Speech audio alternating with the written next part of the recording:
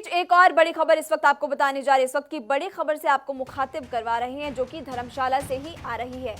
BJP कार्य समिति की बैठक से जुड़ी हुई ये बड़ी खबर है।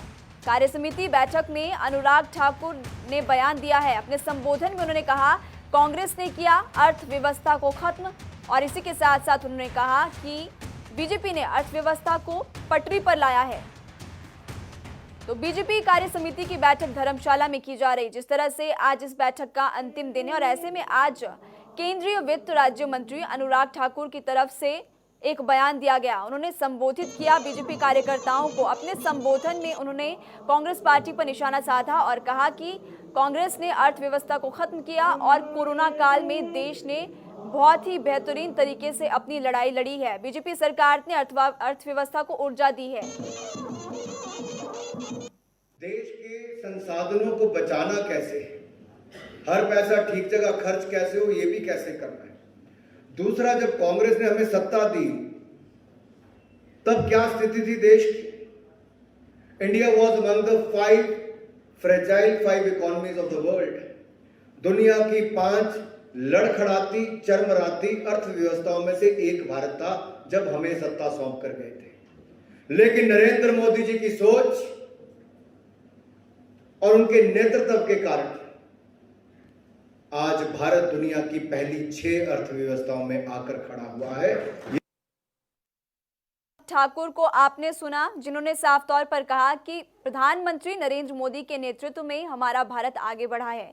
तो आपको बता दें कि आज बीजेपी कार्य समिति की जो बैठक चल रही है उसका अंतिम दिन है। ये बैठक 17 जनवरी को शुरू हुई थी, और इसी के साथ साथ आपको ये भी बता दें, कल बीजेपी राष्ट्रीय अध्यक्ष जेपी नड्डा ने संबोधन किया था। अपने संबोधन में उन्होंने अपने कार्यकाल के दौरान उपलब्धियां गिनवाई, और ऐसे में आज अनुराग ठाकुर ने भी अपना संबोधन दिया।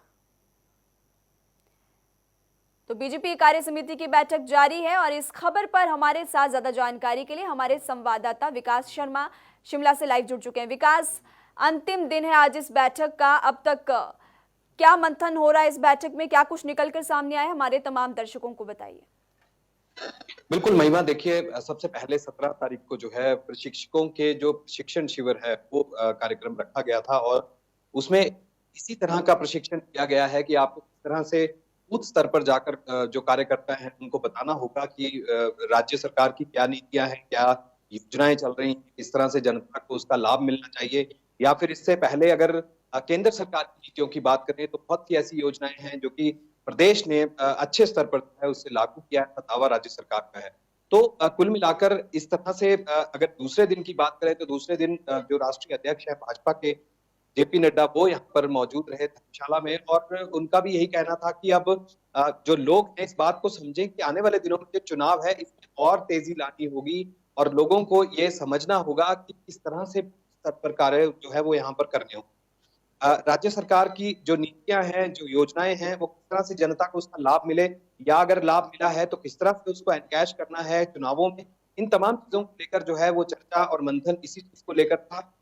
आज की अगर बात करें तो अभी भी जयराम का संबोधन जो है वो चल रहा है। इससे पहले जो हिमाचल प्रदेश के जो सह प्रभारी हैं टंडन, वो उन्होंने अपना अभिभाषण जो है वहां पर दिया, उन्होंने अपना भाषण दिया, उसमें उन्होंने यही कहा कि किस तरह से कार्यकर्ताओं को ये समझना होगा, और जो खींचतान की राजनीति चल रही है, भाजपा में भी गुटबाजी जो है वो चल रही थी।